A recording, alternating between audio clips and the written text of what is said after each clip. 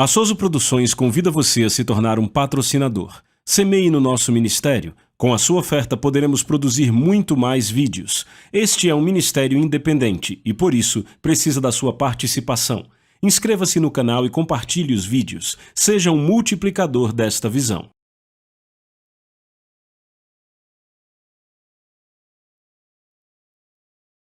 Os versículos usados nos vídeos que traduzimos nem sempre correspondem a versões em português. Muitas vezes precisamos traduzir do original em inglês para fazerem sentido no contexto do vídeo. Hoje eu quero retornar para 2 Timóteo capítulo 1 e vimos em nosso último vídeo que a igreja em Éfeso, a igreja em Roma, a igreja em Alexandria, a igreja em Antioquia, particularmente nestas 4 grandes cidades, a igreja estava de fato sob ataque. Era a primeira perseguição governamental contra a igreja.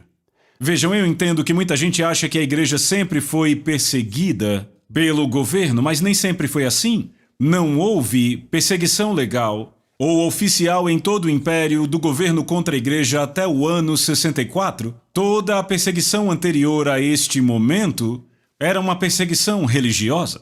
Pagãos que não gostavam da nova fé, judeus que não gostavam dos novos cristãos, foi uma perseguição religiosa e ela foi muito, muito intensa. Mas no ano 64, quando o grande incêndio de Roma aconteceu, Roma completamente queimada, Nero acusou os cristãos de estarem por trás do incêndio. Ele os acusou de serem incendiários e, por esta razão, o governo emitiu a ordem para começar a prender esses cristãos nas maiores cidades do Império Romano. Eles estavam sendo presos, sendo caçados como animais. Foi horrível o que começou a acontecer com a igreja antiga praticamente da noite para o dia. Agora imagine, se você no seu país nunca teve que lidar com perseguição governamental, mas em apenas uma noite tudo mudou e os cristãos começaram a ser reunidos, postos na prisão, queimados em fogueiras, decapitados, jogados a animais. Alguns cristãos começaram a dizer: ei, ei, ei, ei, ei. Quando começamos, não sabíamos que este era o jogo que deveríamos jogar. Não estamos preparados para isto, nunca concordamos com isto. O fogo sempre revela quem as pessoas realmente são. Não queremos o fogo, nenhum de nós quer. Mas ele vem, quer queiramos ou não, e o fogo sempre revela quem as pessoas são. E quando o fogo chegou em Éfeso, muitas pessoas que Timóteo pensava que eram líderes sólidos trabalharam com ele por anos e anos, alguns até treinados pelo apóstolo Paulo, mas nunca passaram por esse tipo de fogo. E o fogo era tão intenso que um grande número deles começou a dar para trás e a abandonar o navio. E agora Timóteo está liderando a igreja de Éfeso e ele está devastado, porque as pessoas que ele achava que podia confiar, que poderia sempre depender delas, vieram até ele e disseram: até mais, pastor, não concordamos com isso, não estamos dispostos a isso, e começaram a pular do navio, e então ele está liderando uma grande igreja que está em declínio por causa da perseguição. Funerais para conduzir, pessoas morrendo, pessoas sendo dadas como comida para leões no estádio da cidade, coisas muito, muito horríveis, e quando ele precisa dos líderes ali para ajudá-lo onde estão, um grande número deles se foi. E ele está devastado. E sabemos por 2 Timóteo capítulo 1, verso 7, que ele tinha um espírito de medo. Por que ele tinha um espírito de medo? Porque ele era o cristão mais em evidência na cidade. Ele poderia ser preso. Imagine, se as autoridades romanas pusessem as mãos nele, ele era o líder mais visível da cidade.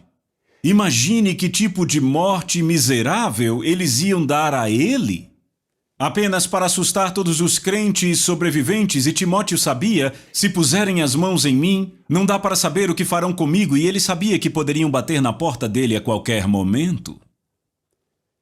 E ao invés de lembrar do poder fiel de Deus em livrá-lo e de tudo que ele havia passado anteriormente, ele agora estava focando no que estava passando. E eu te disse no vídeo passado, se tudo que você faz é encarar o que você está vendo agora, isso vai te assustar, vai abrir a porta para o espírito de medo, e é por isso que você precisa dar uma pausa e ver todo o histórico da fidelidade de Deus para com você no passado. Mas finalmente chegamos a 2 Timóteo capítulo 1, verso 8, falamos disso no vídeo passado e vamos falar de novo. Paulo diz, portanto, não te envergonhes do testemunho de nosso Senhor, nem de mim, que sou prisioneiro seu, antes participa das aflições do Evangelho, segundo o poder de Deus. Quando ele diz, não te envergonhes, a palavra envergonhar descreve alguém que está tão envergonhado, tão constrangido, que a sua face fica vermelha. Ele fica, como dizemos, enrubescido. E a construção no grego dá a ideia de uma proibição. Pare de ficar envergonhado. Pelo amor de Deus, por que se envergonha? Pare de se envergonhar. Número 1, do testemunho do nosso Senhor. Segundo, nem de mim, seu prisioneiro. Por que Timóteo estava tentado a ter vergonha de Paulo? Porque Paulo estava na prisão. Estava na prisão em Roma. Ele tinha sido preso. Ele foi chamado de um dos principais incendiários que puseram fogo em Roma. As fake news estavam soltas ali e qualquer um associado a Paulo se tornava um alvo. E agora Paulo diz a Timóteo, Timóteo, ponha um fim nesse espírito de medo, pare de ter vergonha do Senhor ou de mim, prisioneiro dele. E ele adiciona, participa tu das aflições do Evangelho segundo o poder de Deus. Agora eu sei que quando você vive num país livre, e seu país tem sido livre até então, os cristãos não têm enfrentado muitas críticas, e daí entra em um novo momento. Às vezes, quando você defende a sua fé, quando defende valores bíblicos, você passa a ter que lidar com críticas, pessoas que vêm contra você. Isso acontece com o Evangelho, talvez seja novo para você, mas não é novo para o resto do mundo. O resto do mundo tem enfrentado isso há muito, muito tempo. Existem aflições, às vezes, que vêm com o Evangelho, mas Paulo diz a Timóteo e diz a mim e a você, para sofrermos segundo o poder de Deus.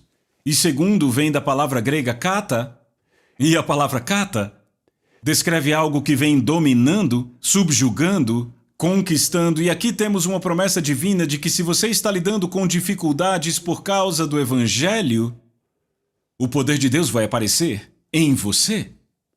O poder de Deus vai te dominar, o poder de Deus vai te subjugar, o poder de Deus vai te conquistar, o que significa que você não vai lidar com a dificuldade sozinho, mas no meio disso Deus vai se juntar a você e o poder de Deus vai te capacitar e te fortalecer para lidar com aquilo. Você vai experimentar o poder de Deus. Temos histórias sobre o poder de Deus demonstrado. Por toda a história antiga, a igreja vinha sendo perseguida e são casos maravilhosos. Por exemplo, Nero.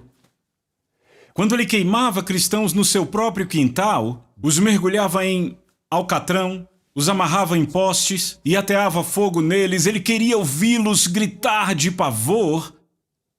Mas Nero é que era aterrorizado por eles, porque ele os ouvia cantando canções apaixonadas para Deus, enquanto os seus corpos queimavam. Podiam estar queimando, mas estavam no poder de Deus, dominados, experimentando o poder divino de Deus. Veja, eu não estou esperando, desejando ou profetizando que você será queimado. Mas, amigos, seja lá o que estiverem enfrentando, se esses crentes puderam experimentar o poder de Deus, esse poder está disponível para vocês também, é o que ele está dizendo. Participa das aflições do Evangelho, seja dominado, subjugado, conquistado pelo poder de Deus. Então, ele diz no verso 9, que nos salvou e nos chamou com a santa vocação, não segundo as nossas obras, mas segundo o seu próprio propósito e graça que nos foi dada em Cristo Jesus antes do começo do mundo, verso 10, e que agora se faz manifesto pela aparição de nosso Salvador Jesus Cristo, o qual aboliu a morte. Isso é importante, estavam todos enfrentando a morte.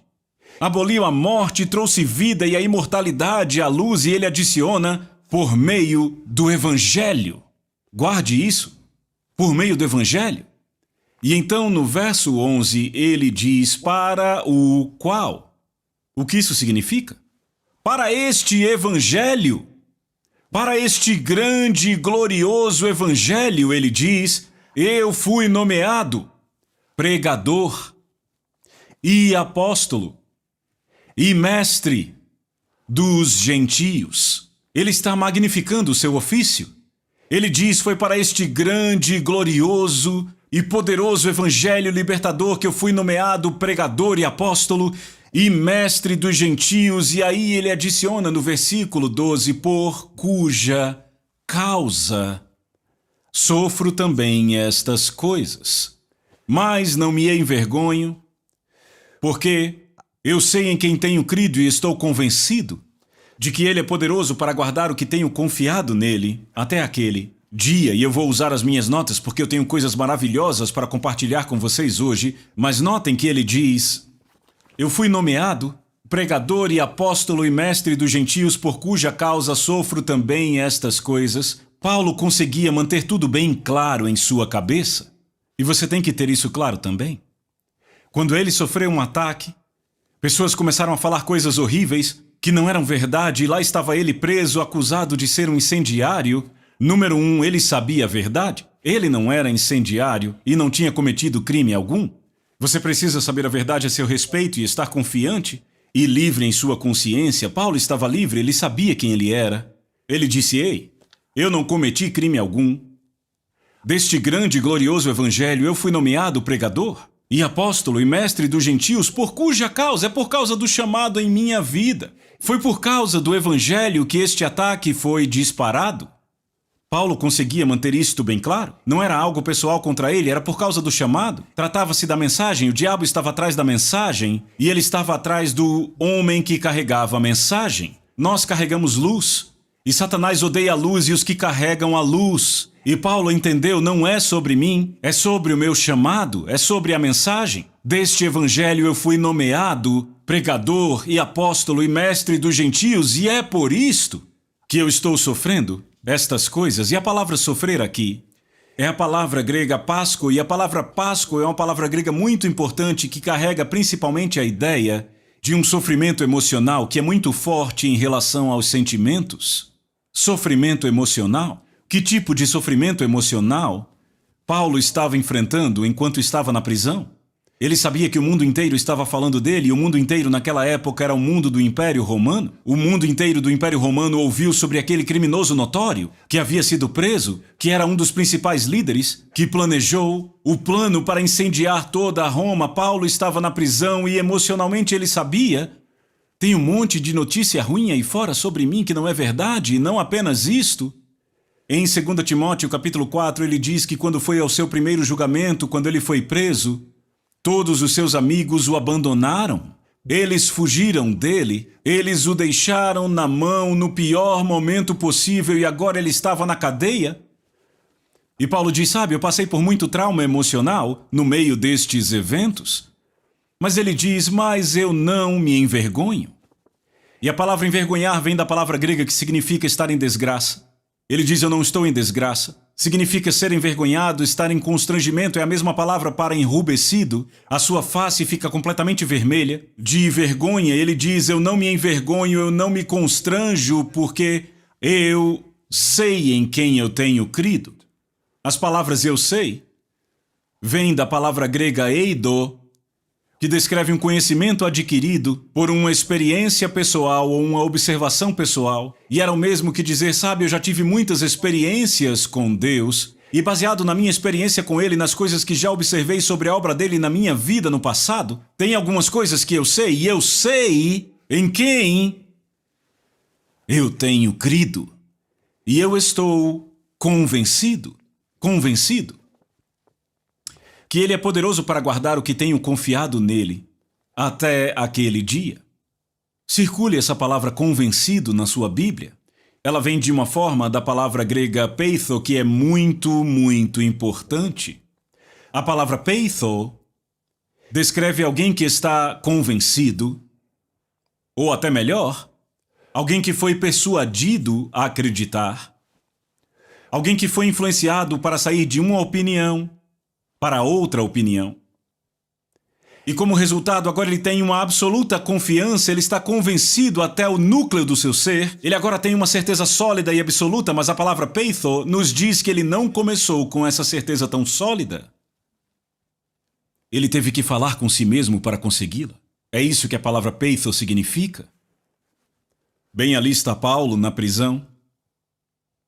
Deixa eu te perguntar, quem vai encorajar Paulo? Ele estava lá sozinho? Essa palavra peitho, traduzida como convencido, significa falar com si mesmo ou persuadir a si mesmo. Sentado naquela prisão, Paulo sofrendo emocionalmente, ficando traumatizado por todos os eventos, por tudo de ruim que se falava dele, Paulo sabia que era hora de ele parar de ouvir os seus próprios pensamentos. E era hora de ele começar a falar para si mesmo. Há um momento em que você tem que falar com a sua mente para ela ficar em silêncio e dizer à sua mente o que ela vai pensar e no que ela vai crer. E Paulo começa a tirar a si mesmo daquele lugar de ansiedade e partir para um lugar de fé. Ele tirou a si mesmo de um lugar para o outro, ele persuadiu a si mesmo, deixando de sentir qualquer tipo de medo e partindo para um lugar de fé, até que finalmente ele convenceu a si mesmo, ele tinha uma certeza sólida e absoluta de que Deus o capacitaria para passar por aquilo. Fale para si mesmo. Se você está num lugar em que não tem ninguém para te encorajar, eu já te disse, você tem uma memória, é com ela que você agita as brasas, você desperta suas memórias, agita sua fé e você tem uma boca. E ao invés de dar ouvidos a todas as especulações duvidosas, você precisa começar a usar a sua boca para falar consigo mesmo. De um lugar ruim para um lugar bom, e se você deixar os seus ouvidos ouvirem a sua boca falando palavras de fé, você começará a acreditar. A Bíblia diz, a fé vem por ouvir e ouvir e ouvir e ouvir. Se você não tem ninguém para falar fé para você, deixe que a sua boca fale fé para você. Paulo se colocou num lugar de fé falando consigo mesmo. Uau! E ele disse, eu estou convencido de que ele é poderoso. Poderoso vem do grego dunatos, descreve habilidade, capacidade, alguém que é competente para qualquer tarefa, uma força que faz com que alguém seja capaz, que torna alguém competente. Ele diz, Deus é absolutamente capaz de trabalhar e operar em minha situação.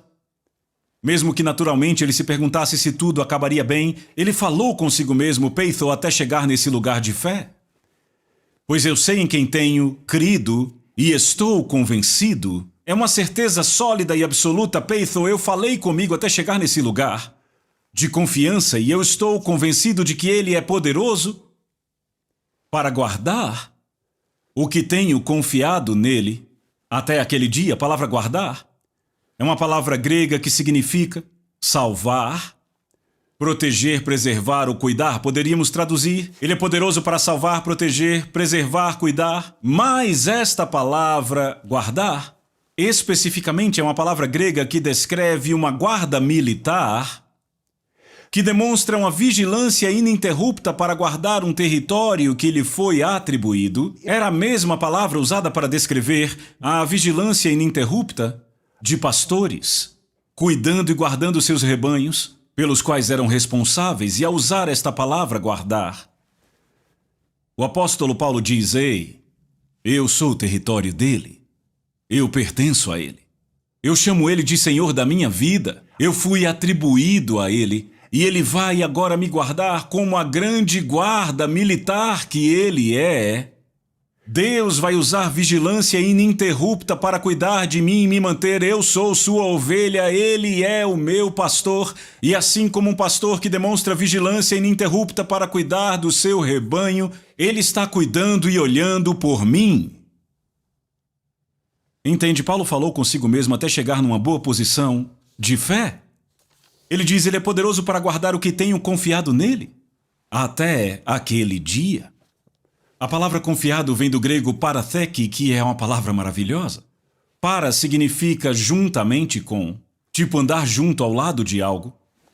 Theke significa colocar ou pôr, e quando juntamos as duas palavras, há traduções que dizem confiado, outras dizem depósito, mas significa confiar, depositar, comprometer-se ao controle ou ao cuidado de alguém para cuidar e guardar. E toda vez que eu vejo essa palavra paratheke, eu volto na minha mente para quando eu era criança. O meu pai era pago nas quintas à noite. E nesse dia fazíamos duas coisas sempre. Compras no mercado. E então papai ia para o banco. E naquela época não havia caixas eletrônicos, então você tinha que sair do carro e ir para o banco onde havia uma caixa de depósito. Lembram desse tempo? Se você não lembra, eu te digo, já houve um tempo em que as pessoas faziam assim.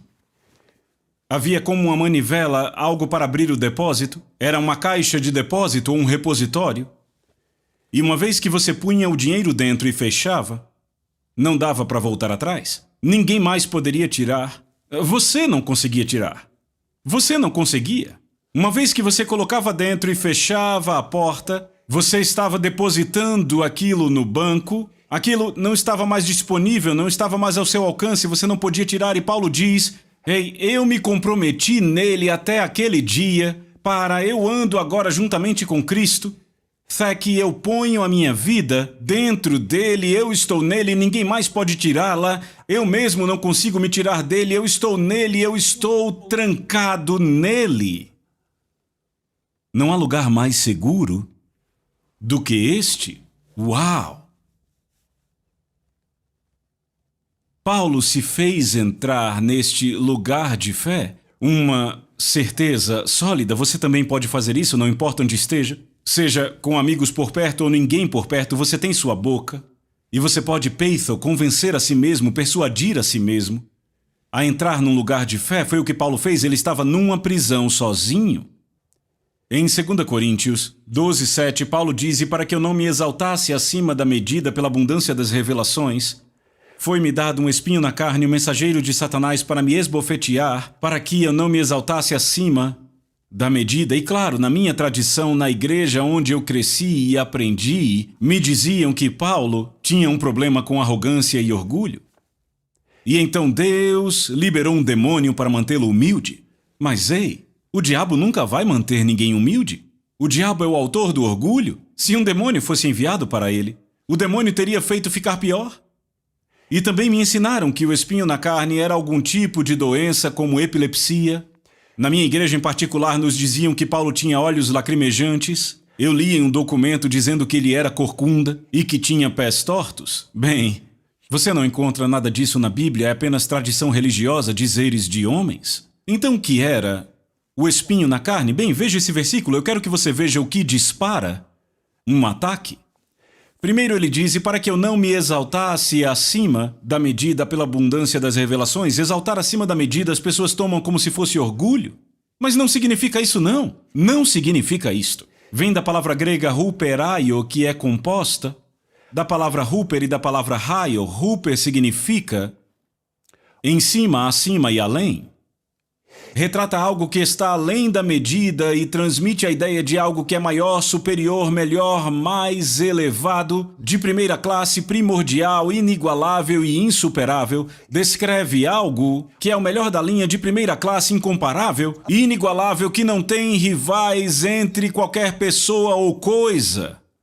Essa é a palavra hupo, a primeira parte da frase exaltar-se acima de medida. A segunda parte é a palavra raio, que significa levantar, elevar, ser exaltado. E quando ela vem junto, as duas palavras juntas, huporaio, retrata uma pessoa que foi supremamente exaltada, alguém que foi magnificado, aumentado e elevado a um lugar de grande influência. E aqui Paulo está descrevendo o impacto do seu ministério.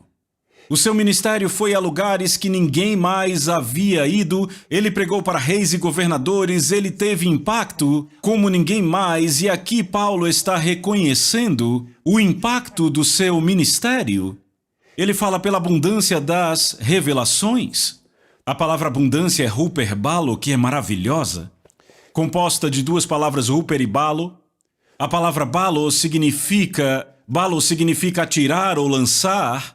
E quando vem junta com a palavra huper, forma huperbalo, que descreve algo, ouça isto, que é fenomenal, algo que é extraordinário, sem paralelo, sem comparação. É a palavra exata usada para descrever um arqueiro que mirou exatamente no centro do alvo, mas quando soltou a flecha, ele não só atira a flecha, mas fica observando o caminho que a flecha segue para acertar o alvo. Era equivalente a dizer: eu recebi revelações superiores, além do que qualquer outra pessoa jamais ouviu ou viu. Ele está descrevendo a qualidade das suas revelações. Ele está dizendo: e para que o meu impacto não se tornasse grande demais, Por causa dessas revelações magníficas e extraordinárias que eu recebi, foi-me dado um espinho na carne. Ora, pelo fato de ele dizer foi-me dado, as pessoas religiosamente presumem que foi Deus que deu, mas ele não diz isso. Ele claramente diz, era um mensageiro de Satanás. E de fato, quando ele diz foi-me dado, uma tradução melhor seria me foi atribuído. Atribuído a mim. Um espinho na carne. Ora, o espinho não era um problema nos olhos, ou epilepsia, ou pés tortos, ou uma corcunda. O que era o espinho? Ora, a palavra espinho no grego descreve um instrumento ou ferramenta pontiagudo perigosamente afiado usado para descrever a estaca na qual a cabeça de um inimigo era presa depois que ele era decapitado. Paulo estava dizendo, ei, meu ministério se tornou tão aprimorado, tão ampliado, tão magnificado, essas revelações são tão fenomenais que me foi atribuído um espinho na carne, um demônio para que enfie a minha cabeça numa estaca. E aí ele diz um mensageiro de Satanás. Mensageiro vem do grego angelos. É a palavra para anjo ou para alguém que é enviado numa missão especial. Podia ser um mensageiro enviado para realizar uma tarefa específica. E ele o chama especificamente de mensageiro de Satanás. Satanás vem do grego satanos, que descreve alguém que conspira contra. Porque a palavra Satanás ser usada aqui significa que Satanás estava desenvolvendo conspirações para derrubar Paulo. Nada era por acaso aqui, ele estava trabalhando em planos, em estratégias para colocar a cabeça de Paulo numa estaca. E ele adiciona um mensageiro de Satanás, me esbofetear. Esbofetear vem do grego kolafizo, mas a forma original da palavra kolafizo descreve os punhos, os punhos. Mas quando se torna kolafizo como usada nesse versículo, refere-se a esmurrar com os punhos, e o tempo verbal descreve espancamentos ininterruptos, contínuos e repetitivos, espancando, espancando, espancando e espancando. Ele diz, o mensageiro de Satanás foi enviado, atribuído a mim, formando todo tipo de conspirações para regularmente me bater e me distrair, para que eu não seja exaltado acima da medida. Quando você junta tudo isto, como esse versículo deveria ser traduzido? Bem, vamos para VIR. Você diz o que é VIR? Versão interpretativa de Renner, e eu estou mesmo trabalhando nisso agora. É uma tradução conceitual do grego do Novo Testamento. E aqui temos a VIR de 2 Coríntios 12, verso 7, porque isso vai jogar a religião por terra. Ouçam a tradução real deste versículo. Prontos? Por causa das revelações fenomenais que eu recebi, e devido às incontáveis revelações que Deus me confiou, e para atrapalhar o progresso altamente visível que eu estou fazendo, um mensageiro especial foi enviado de Satanás para me assediar com constantes distrações e dores de cabeça. Não há dúvida sobre isso. Satanás quer a minha cabeça numa estaca. Satanás está constantemente tentando me esbofetear e me distrair na tentativa de me impedir de alcançar um nível mais alto de visibilidade e reconhecimento e de me desviar da pregação das minhas revelações. É uma visão totalmente diferente deste versículo, mas é o que ele diz. Eu vou ler de novo para você. Por causa das revelações fenomenais que recebi, devido às incontáveis e vastas revelações que Deus me confiou, e para atrapalhar o progresso altamente visível que eu estou fazendo, é o que ele quer dizer com ser exaltado acima da medida.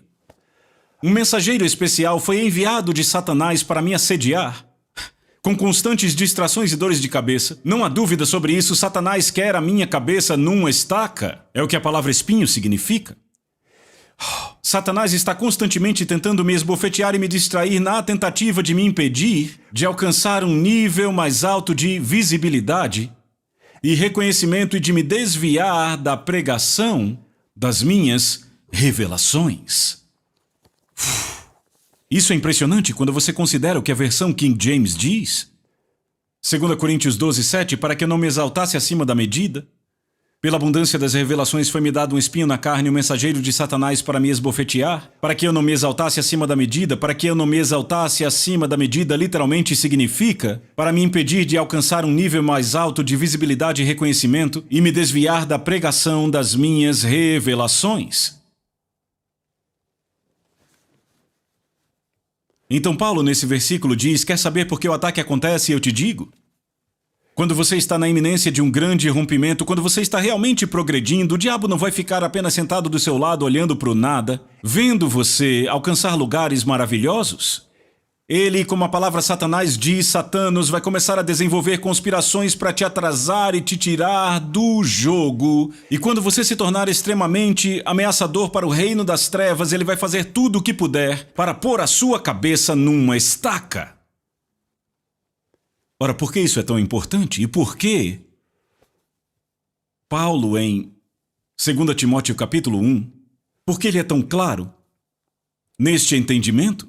Ele estava sofrendo por causa do chamado. Ele estava escrevendo para Timóteo e Timóteo estava sofrendo. Ele dizia a Timóteo, Timóteo, não personalize isso, não se trata de você. Ele disse: deste evangelho eu fui nomeado pregador, apóstolo e mestre dos gentios.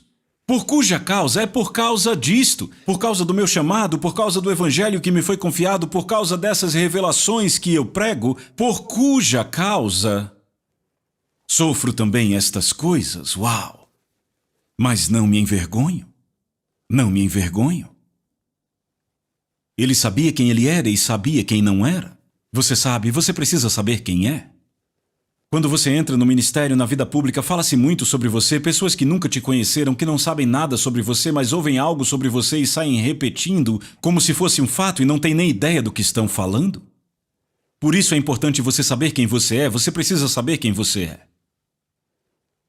E Paulo disse: eu não me envergonho. Ele teve tempo para pensar sobre quem era na prisão. Ele disse: pois eu sei, do grego oido. Eu tive experiências com Deus, eu já fiz muitas observações de como Deus opera em minha vida e eu estou convencido, isso vem da palavra grega peitho. Em vez de dar lugar a espírito de medo, eu já me convenci, eu já persuadi a mim mesmo para estar numa posição sólida como rocha, numa certeza sólida e absoluta, crendo que Ele é poderoso para guardar. Ele tem uma vigilância ininterrupta como um guarda que me vigia o tempo todo porque eu sou propriedade dele. Eu sou uma ovelha e ele tem a vigilância ininterrupta de um pastor e ele está olhando por mim e ele vai guardar o que eu tenho confiado nele para Theki. Eu ando juntamente ao lado dele, Eu estou ao lado dele, Theki. Eu confiei, eu entreguei, eu depositei a mim mesmo dentro dele. Eu mesmo não consigo mais sair dele, eu estou nele, eu estou seguro nele. Uau! Mas aí quando você chega,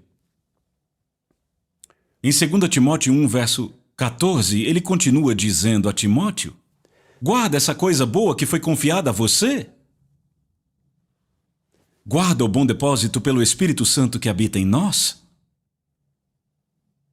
E aí descobrimos que à medida que andamos juntamente com Cristo ao lado dele e nos colocamos dentro dele, Cristo depositou algumas coisas em nós. Ele também fez um depósito. É o que ele diz no verso 14. Guarda o bom depósito que Deus colocou em você. O seu sonho, a sua visão, o Espírito Santo em você, ele chama isso de uma coisa boa. É uma coisa boa, é tão boa que o diabo está atrás disso. Esta coisa boa, este bom depósito que foi confiado a você. Essa palavra confiado também é a palavra que vimos no versículo anterior. Paratheki. Deus veio ao nosso lado juntamente conosco e Ele pôs algo em nós, Ele depositou algo em nós. E o versículo diz que devemos guardar pelo Espírito Santo que habita em nós. E quer saber, essa palavra guardar é a mesma palavra guardar, que é usada maravilhosamente no versículo 12, onde Paulo diz ele é poderoso para guardar o que tenho confiado nele.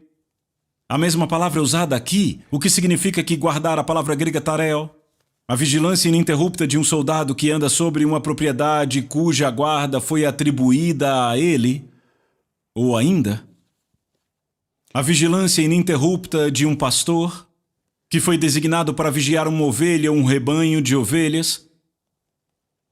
Paulo diz então, da mesma forma que Deus cuida de você porque você é propriedade dele, da mesma forma que Cristo está cuidando de você como um pastor porque você é a ovelha dele, você da exata mesma forma deve ter uma vigilância ininterrupta ao guardar O que Deus confiou em você, esta é a sua tarefa, é sua propriedade. Você se agarra a isso, você guarda isso e não deixa ninguém tirar de você. Como um pastor cuidando de uma ovelha, você cuida desta coisa preciosa, esta coisa boa que foi colocada em você pelo Espírito Santo, que habita em nós. Oh, é muito poderoso. O Espírito Santo habita em nós, significa que não estamos fazendo isso sozinhos. Estamos fazendo isso com a ajuda do Espírito Santo. Mas ei, eu quero citar para você 1 João, capítulo 5, verso 4. Porque você pode dizer, a tarefa é grande demais. Eu estou sob pressão, e sob pressão a sua tendência é deixar passar, é liberar, não deixe passar, não libere. Você pode vencer a batalha, você pode, porque 1 João 5, 4 diz: porque todo aquele que é nascido de Deus vence o mundo, e esta é a vitória que vence o mundo. E ele diz, a nossa fé. Ele começa dizendo, todo aquele que é nascido de Deus, você é nascido de Deus? Então está falando de você? Está falando de mim? Eu sou nascido de Deus? Se você invocou Jesus como Senhor da sua vida, você nasceu de Deus? Bem, então o que esse verso fala sobre você? Todo aquele que é nascido de Deus vence o mundo. A palavra mundo vem do grego cosmos, que descreve o mundo, a sociedade, tudo ao seu redor. De fato, é uma palavra boa para meditarmos agora. Nós vencemos a sociedade, vencemos tudo o que nos cerca. Pois esta é a vitória que vence o mundo. É realmente interessante quando você lê no texto grego a palavra vencer. A palavra vence, a palavra vitória e a palavra vence de novo. Todas as 3 vezes no grego a palavra é a mesma, nike. Ele diz nike, nike, nike, 3 vezes no mesmo versículo. Isso é muito, muito incomum. A não ser que você realmente queira pontuar algo. E essa palavra traduzida como vitória e como vence, a palavra grega nike, significa conquistar. Vencer é a palavra usada para retratar os atletas que alcançavam a maestria numa competição e reinavam supremos como campeões. Campeões definitivos e a posição superior de um vencedor. E de acordo com esse versículo, todo que é nascido de Deus vence nike o mundo. E esta é a nike, a vitória, que vence nike o mundo, a nossa fé. É como se Deus estivesse jogando a vitória em nossa direção. Mas a única forma de manter esta vitória, ele diz que é pela fé. E isso nos leva de volta para 2 Timóteo 1, verso 12, onde Paulo diz: porque eu sei em quem tenho crido. E estou convencido, é a palavra grega peitho, eu amo isso. Alguém que é convencido, que é persuadido a sair de uma opinião para outra opinião. Alguém que desenvolveu confiança absoluta, alguém que alcançou uma confiança absoluta e sólida para desistir das suas emoções e abrir mão de tudo que está ouvindo as pessoas falarem dele, que se afasta de especulações que poderiam criar, que poderiam gerar nele um espírito de medo. Paulo decidiu parar de ouvir o que a sua cabeça estava dizendo e começou a falar consigo mesmo. E ele conduz a si mesmo, peitho, a uma certeza sólida e absoluta, a um lugar de fé, e não obstante ele estar na prisão, sendo devastado pelo mundo ao seu redor por algo que ele nem fez, ele permaneceu em fé e permaneceu em vitória. E aí ele escreve essa carta para Timóteo, que está livre, que está preocupado porque pode sofrer. Ele ainda não está sofrendo. Preocupado porque pode sofrer, mas Timóteo escreveu uma carta para Paulo que está na prisão. E o prisioneiro está tendo mais vitória do que Timóteo.